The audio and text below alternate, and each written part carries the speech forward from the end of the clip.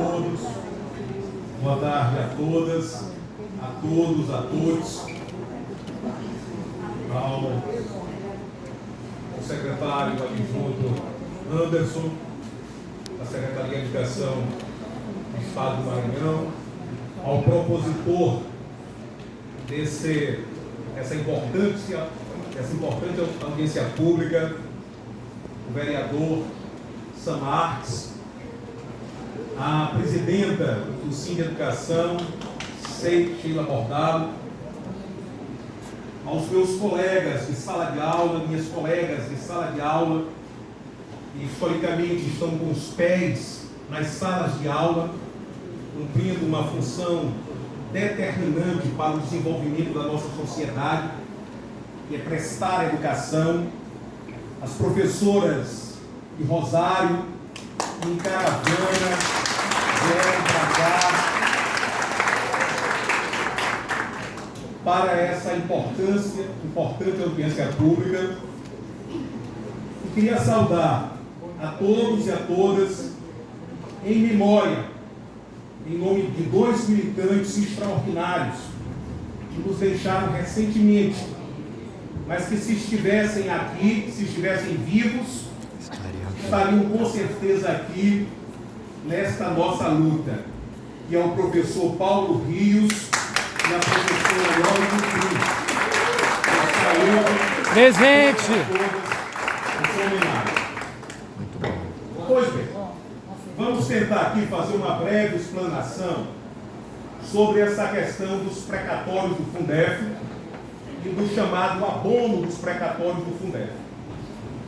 Em 1999, o Ministério Público Federal entrou com uma ação civil pública contra a União, reclamando valores a menores que haviam sido repassados a título de Fundef para estados e municípios, exatamente a 8 estados e 3,8 mil municípios.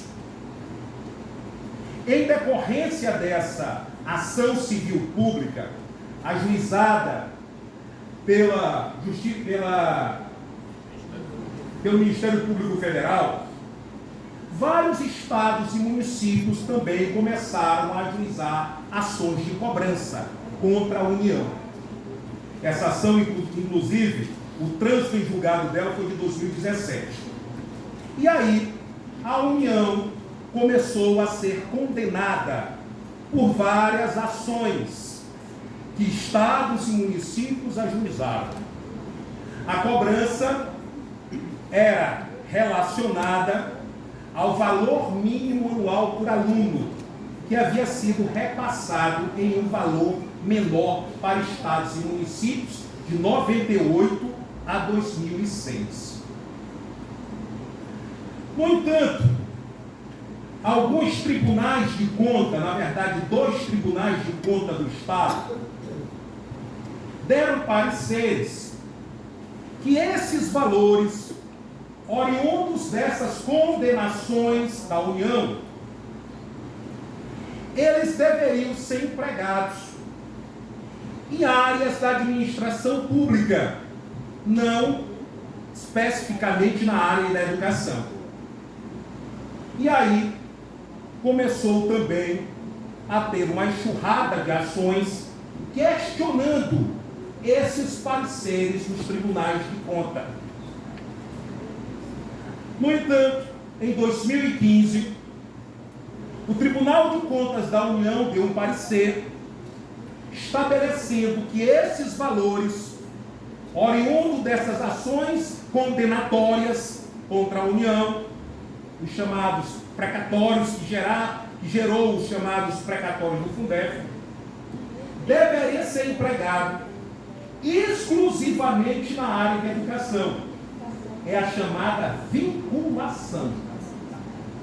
E disse mais, disse que 60% desses valores deveriam ser repassados para os profissionais do magistério. E aí, secretário, a União o parecer do Tribunal de Contas da União entendia que como esses valores eram decorrentes de valores a menores do chamado valor mínimo anual por aluno, e o valor mínimo anual por aluno era o principal indexador, era a principal fonte, né, de cálculo do piso salarial nacional. Lembram-se, o piso salarial nacional, ele é calculado pela média dos valores, agora com a nova lei do Fundeb, do VAA, do valor, o valor anual por aluno, né? a média dos últimos 2 anos. Portanto, o Tribunal de Contas da União entendeu o seguinte, que como esses valores eram valores a menores, que foram repassados para a União, para estados e municípios, decorrentes do valor mínimo anual por aluno, esses valores, 60%, eles deveriam ser incorporados aos rendimentos dos professores, aos rendimentos dos trabalhadores da educação, dos chamados profissionais do magistério. Que coisa maravilhosa que se acontecesse. Ou seja, que esse 60% deveria ser rateado e incorporado aos vencimentos, aos rendimentos dos professores. Por quê? Se eram valores a menores do VMAA, e o VMAA é o principal cálculo, é o principal indexador do piso salarial nacional, que rege os salários, as remunerações dos profissionais de educação no Brasil, nada mais coerente de que esses valores tivessem que ser incorporados aos rendimentos, aos vencimentos, aos rendimentos dos professores. Só que aí tinha uma questão. Se caso isso acontecesse, os rendimentos dos professores dos estados do Nordeste e dos estados do Norte iriam ter um acréscimo considerável. E segundo estados, municípios e a União, os cofres públicos não suportariam esse acréscimo. E como esse acréscimo seria dado a nível de salário, a nível de rendimento, pelo princípio da irredutibilidade previsto na Constituição, esses valores tinham de permanecer e não poderiam ser reduzidos. E aí começa uma batalha judicial. Eu nem passei, né? Mas isso aqui está tudo aqui. Como é que tá? Ele já sabe que foi.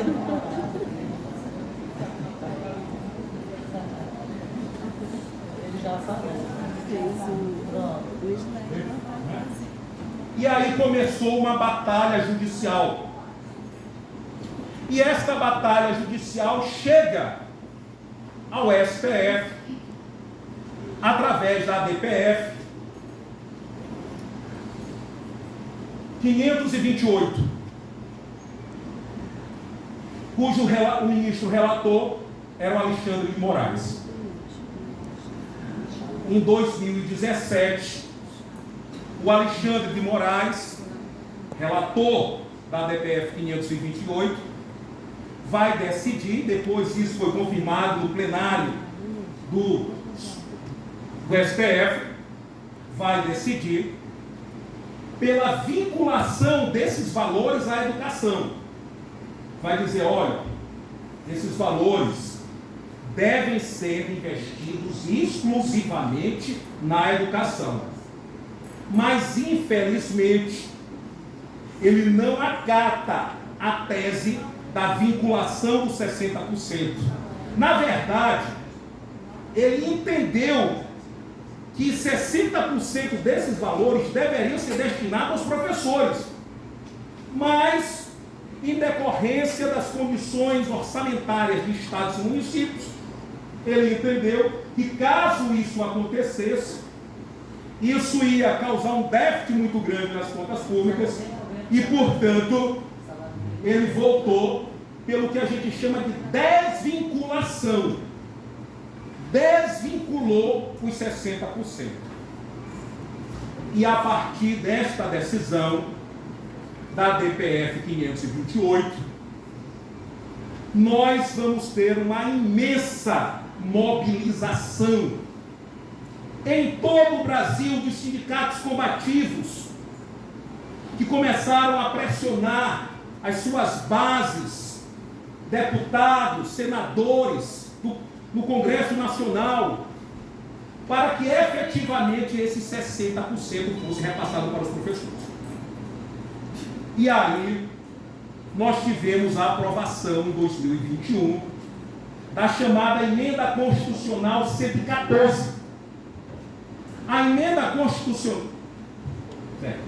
Emenda Constitucional 114 vai criar um novo instituto.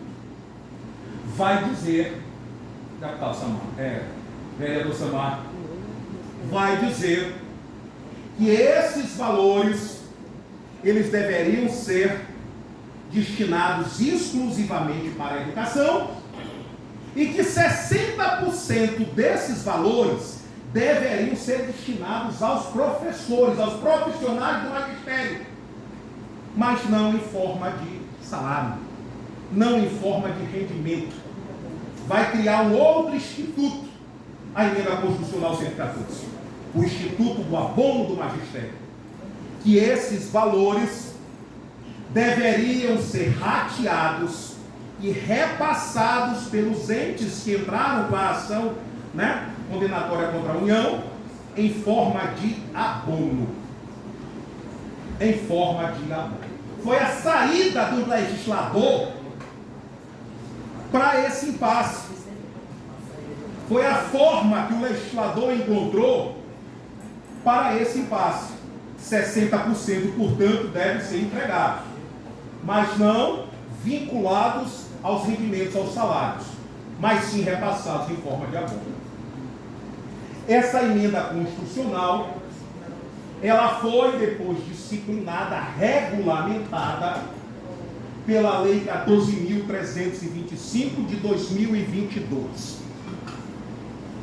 E aí surgiu um grande debate, desde do ponto de vista jurídico, hermenêutico, que era para saber quem teria direito a esses valores realmente.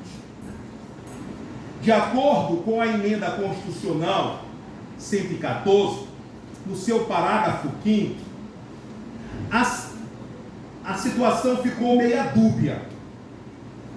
A Emenda Constitucional, no seu artigo 5º, no seu artigo 5º, vai dizer o seguinte: as receitas que os estados e os municípios receberem a título de pagamento da União por força das ações judiciais, que tenham por objeto a complementação da parcela desta no Fundo de Manutenção e Desenvolvimento do Ensino Fundamental e de Valorização do Magistério, FUNDEF, deverão ser aplicadas na manutenção e desenvolvimento do ensino fundamental público e na valorização do seu magistério conforme destinação originária do fundo.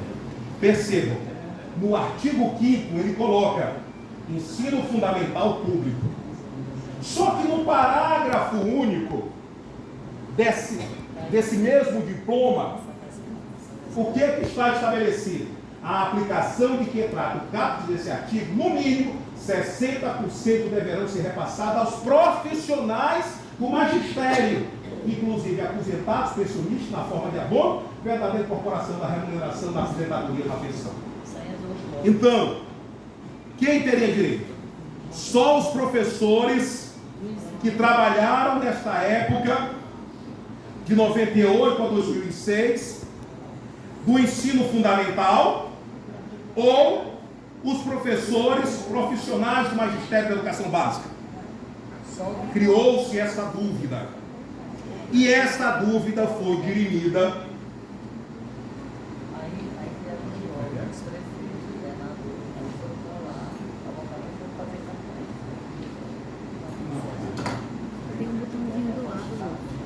aqui.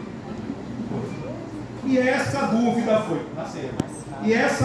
foi dirimida pela Lei Federal 14.325 no seu artigo 47A, inciso 3º, parágrafo 1º.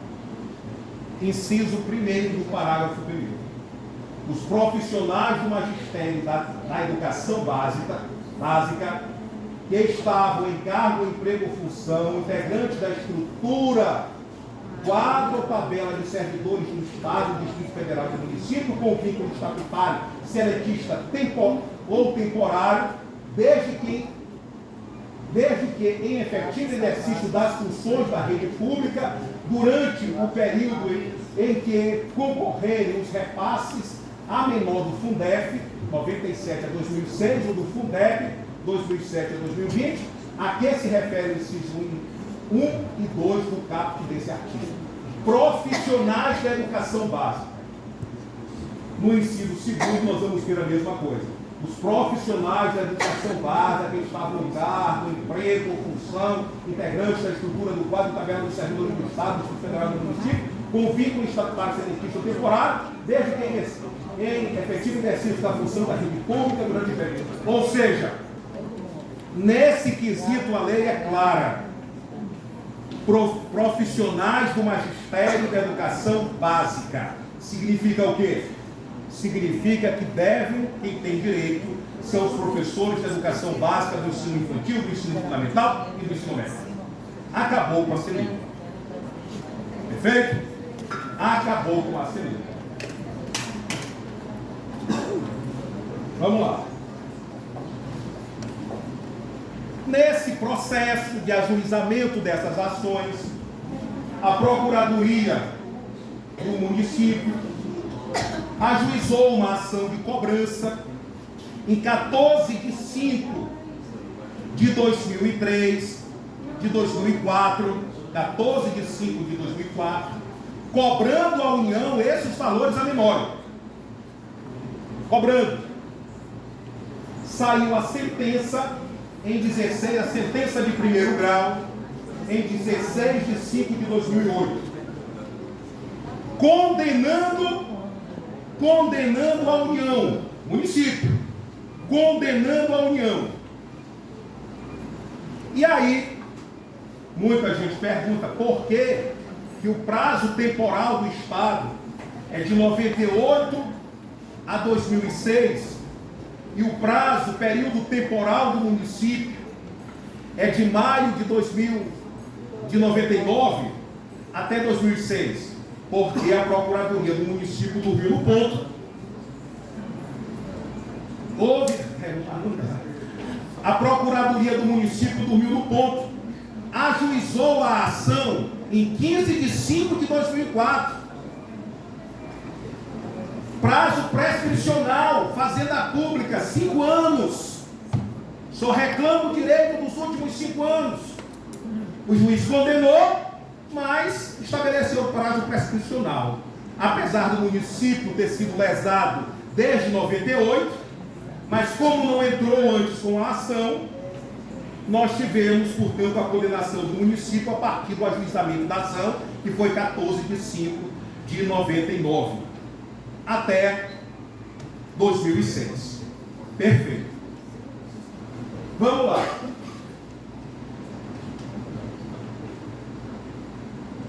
No dia 21 de 3 de 2022, e aí é algo questionável, porque a União estava sendo condenada em todas essas ações. 21 de 3 de 2022, recentemente. O prefeito, a prefeitura de São Luís fez um acordo com a União com um deságio de 30%, abrindo mão de 30% do valor da condenação para poder receber antecipadamente esses valores. É algo questionável. Pois bem, foi homologado o acordo. E aí, em 31 de outubro de 2023, a Prefeitura de São Luís, esta Casa Legislativa, aprovou a Lei 7.503, de 31 de outubro de 2023, estabelecendo que 60% desses valores seriam repassados para os professores em forma de abono, os professores do município que trabalharam no período de 99 a 2006. Aqui estava tudo ok. Tudo ok. A prefeitura estava regulamentando o que a emenda constitucional 114 estabelecia. 60% sendo repassado para os profissionais do magistério que trabalhavam no período. Só que aí tem que... Só para chegar lá. Vamos lá. Aqui está o problema. Aqui foi o golpe. Aqui o golpe. Aqui o golpe. Em 13 de novembro de 2023, a Prefeitura de São Luís encaminhou para esta Casa Legislativa um projeto de lei que se transformou na Lei 7.508, estabelecendo que os juros moratórios desta ação fosse transformado, rateado e transformado em abono para os professores que estavam fora do período. Absurdo isso. Um roubo. Ou seja, os professores que não foram amparados pela lei, que não tinham sido amparados pela lei, com o argumento que os juros moratórios tinham caráter indenizatório, autônomo, com base na DPF 521. E aí o que aconteceu? As inúmeras distorções. Professores do município que trabalharam no período, muitos receberam menos do que os professores que trabalharam fora do período. E esta casa tem responsabilidade sobre esta lei, porque aprovou uma lei ilegal. E quem está dizendo isso não sou eu. Quem disse isso foi o STF. O Estado tentou fazer a mesma coisa, já vou chegar lá. E a decisão do ministro Nunes Marques, a decisão do STF foi clara. Apesar dos juros moratórios ter um caráter de indenização e ser autônomo, isso não quer dizer que eles não pertencem aos seus beneficiados. No caso aqui, os beneficiados eram os professores que tinham direito a 60%. Então, o valor principal, juntamente com os juros moratórios, nesse percentual de 60%, deveriam ser repassados para os professores que trabalharam no período. E aqui eu quero louvar a posição da direção do Cine Educação, porque a posição do Cine Educação sempre foi uma. Porque a direção do Cine Educação definiu que o seguinte: vamos cumprir a lei. Valor principal e juros moratórios 60%. Se o prefeito quiser pagar aqueles professores que estão fora do período, que paguem com os 40% da prefeitura. Essa foi a posição da direção do Cine Educação em relação a isso. E aí, professores? Vieram as cotas do município. As cotas. O professor 20 horas passou a ter uma cota mês de R$ 217,39. O professor 24 horas, 315,21. O professor 40 horas, 543,47. O professor 48 horas, 630,43.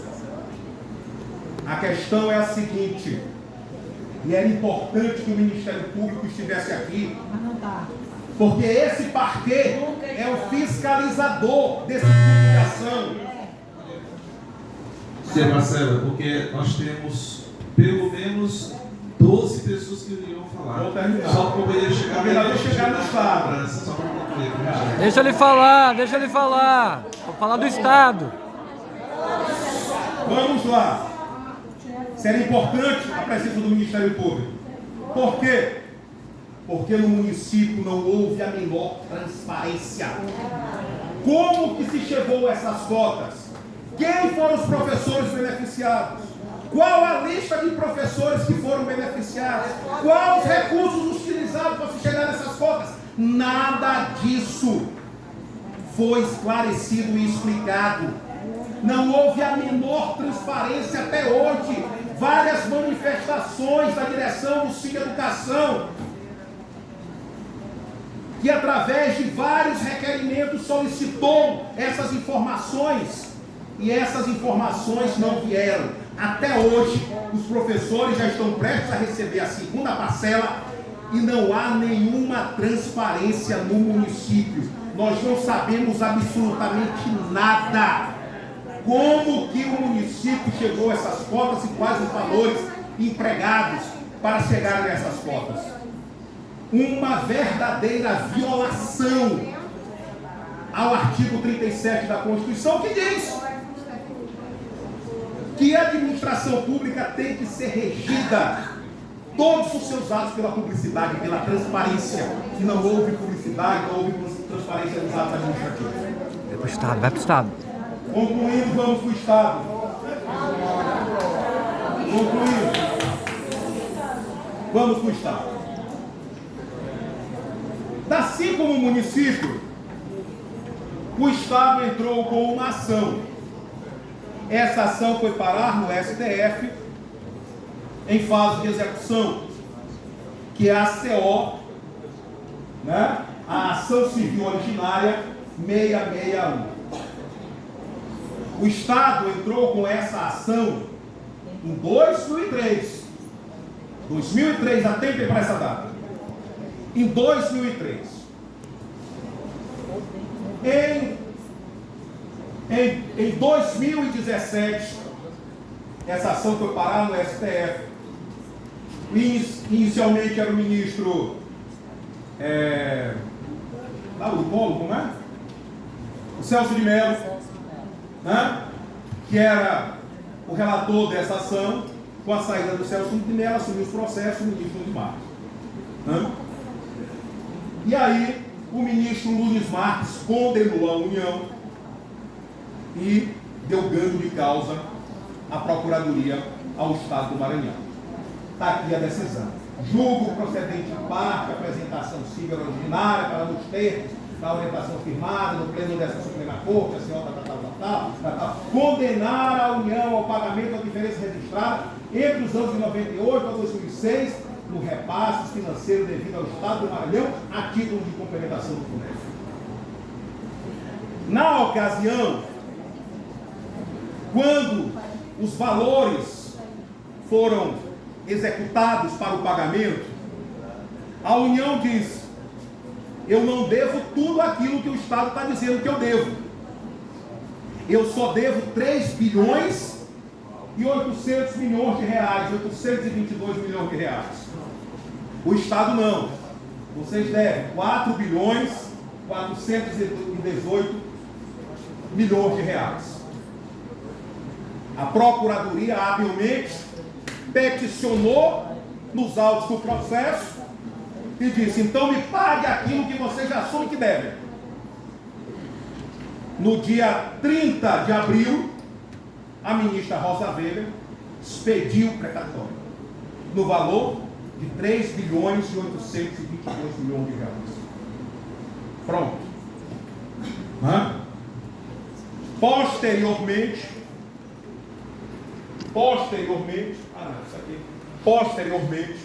já vou falar, foi feito um recurso, foi feito um acordo, foi homologado um acordo dos chamados valores controversos entre o Estado e a União, que vai ser pago também em 3 parcelas de acordo com a homologação desse acordo.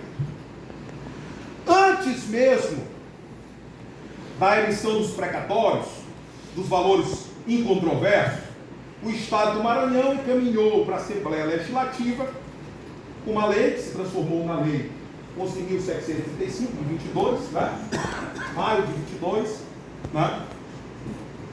Estabelecendo aí os critérios e também quem seriam os beneficiados com este abono.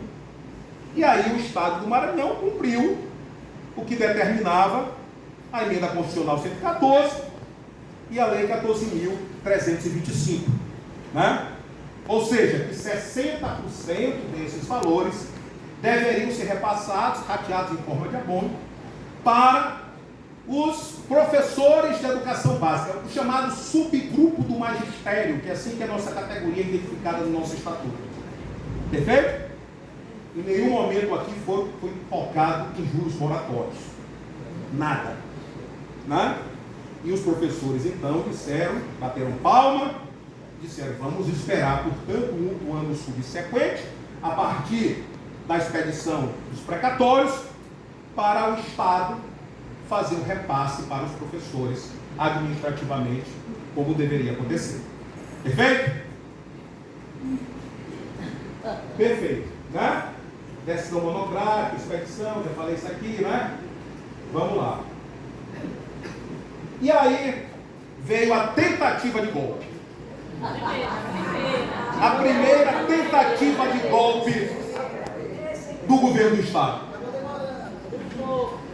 No dia 29 de fevereiro de 2024, a PGE anexou aos autos do processo uma petição requerendo que os valores dos precatórios, os 3.822 milhões de reais, fossem divididos e depositados em 3 contas diferentes da seguinte forma, né? Que os 60% do valor principal fosse depositado numa conta, que os 40% direcionados ao investimento da educação do valor principal fosse depositado em outra conta, e que os juros moratórios fossem depositados em outra conta, com base no julgado da DPF 528. E aí o ministro Nunes Marques, né, no dia 14 de março de 2024, pôs fim a essa frágil tentativa de uma hermenêutica coronelista, maior, menor, né, de tentar abocanhar os juros moratórios, que era maior do que o valor principal, e utilizá-los da forma que bem entendesse. O ministro Nunes Marques, portanto, vai decidir que, apesar dos juros moratórios ter caráter indenizatório e autônomo, em nenhum momento, volto a dizer, esses juros, a DPF 528, em nenhum momento estabelece que esses juros moratórios não pertencem aos seus beneficiados, que, portanto, pertencem aos seus beneficiados. Acabou, nesse momento, com a tentativa de golpe do governo do Estado. E aí nós vibramos, dissemos, vamos, portanto, esperar que agora nós vamos receber aquilo que nos é devido, por direito, por lei. E aí nós nos deparamos, né? E aí nós nos deparamos com a outra tentativa de golpe, infelizmente praticada pela direção do Simproecem. No dia 6 de outubro, não, na verdade foi... Não, só, perfeito, para a gente entender.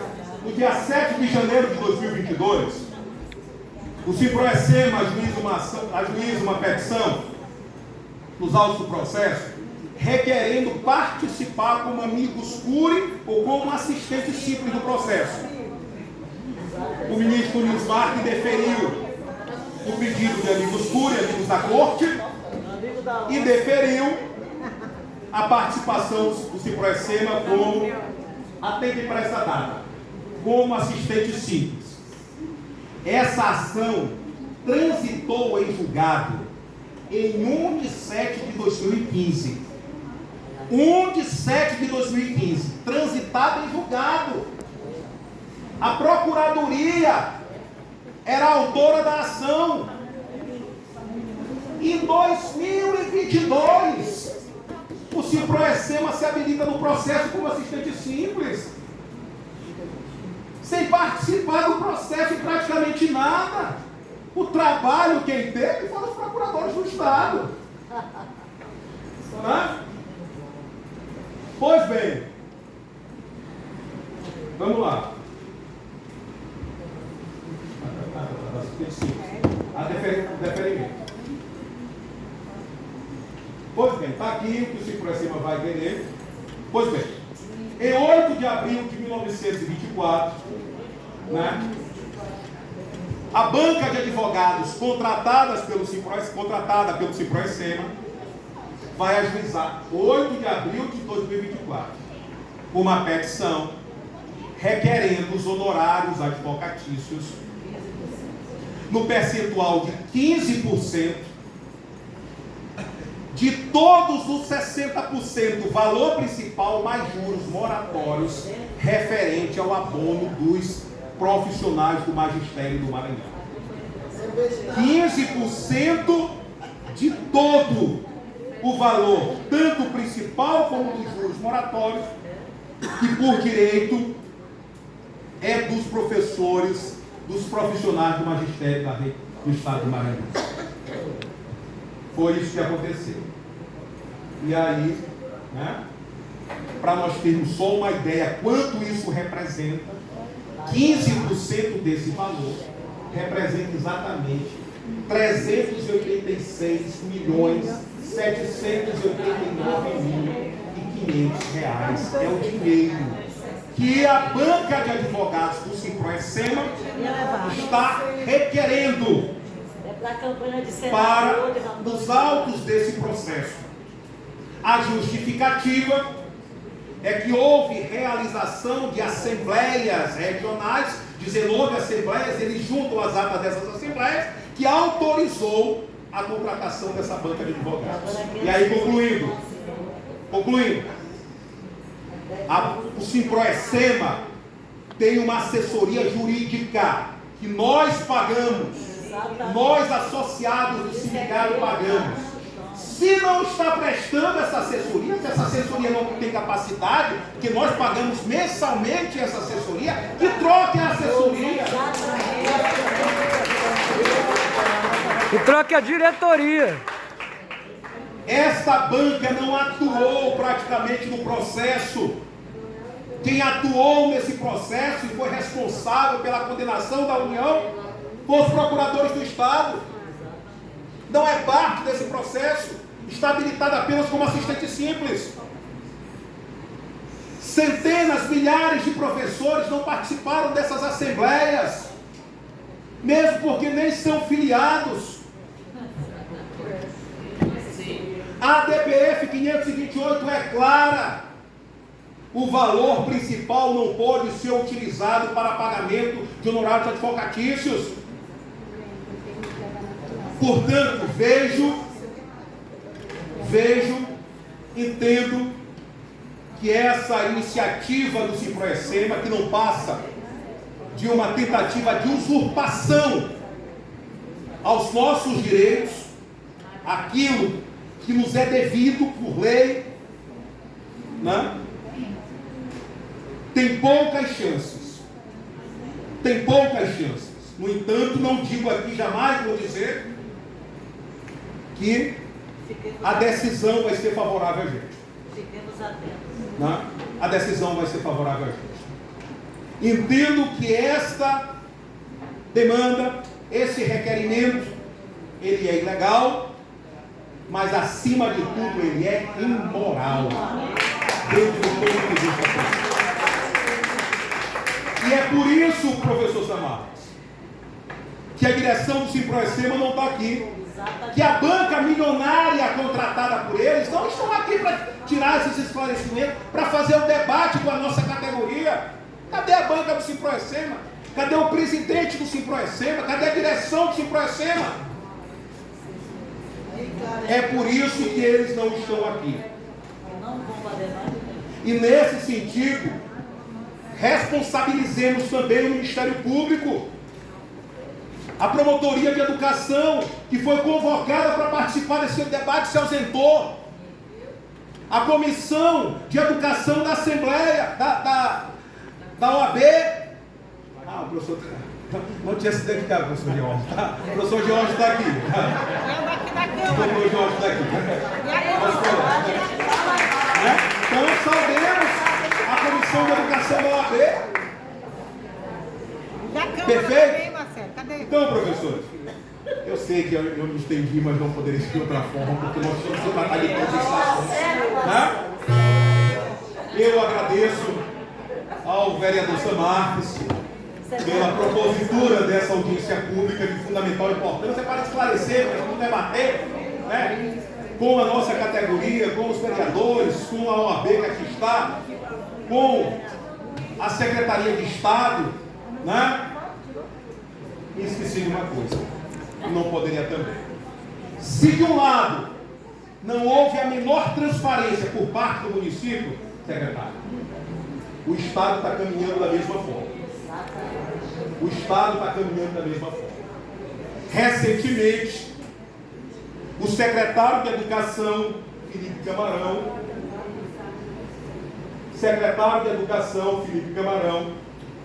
anunciou nas suas redes sociais os seguintes dados.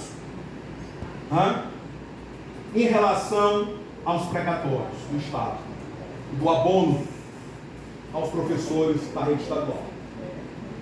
E o valor correspondente aos 60% dos professores é de 1 bilhão e 59 milhões. 1 bilhão e 59 milhões. Que constam nos registros cadastrais da SEDUC 43.860 professores que trabalharam nesse período. A gente quer isso. E aqui, a lista foi publicada. E aqui está o ponto, mas eu já vou falar da lista. E aqui está o ponto.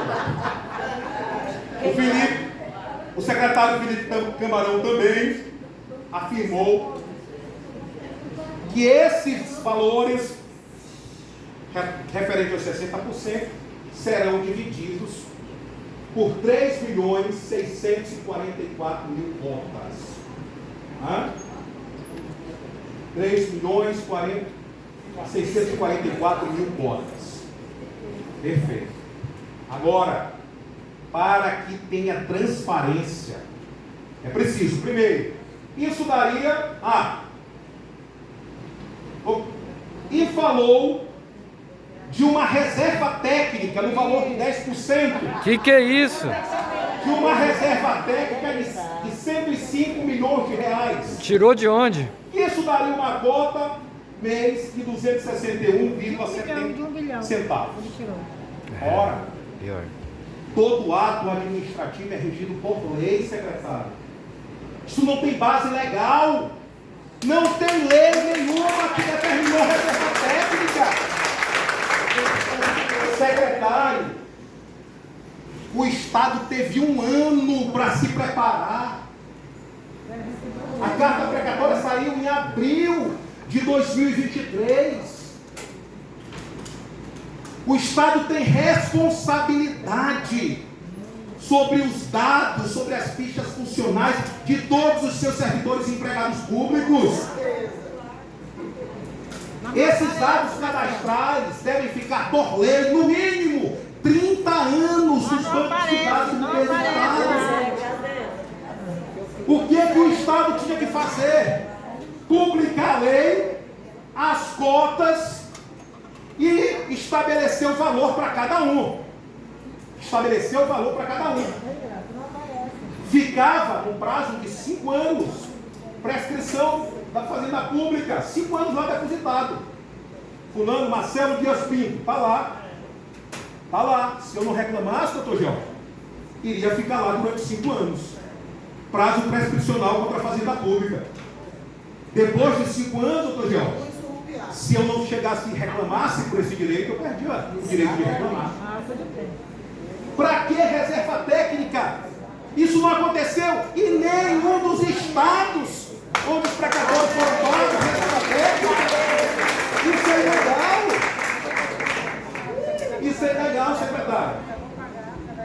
E isso tem que ser revisto da mesma forma. Secretário, nós recebemos inúmeras denúncias. O doutor Jorge deve também ter recebido. Dentro daquela lista, recebo até hoje de nomes de pessoas, quando elas solteiras, elas casaram, está lá na lista. Centenas não, dezenas de pessoas que se aposentaram antes de 98 estão naquela lista. E isso o Estado teve um ano para se preparar. E que tem direito não está. Um ano para se preparar. E apresentou uma lista cheia de impropriedades que lesam o nosso direito. Isso tem que ser revisto. Tem que ser. Um grande abraço, desculpe pelo...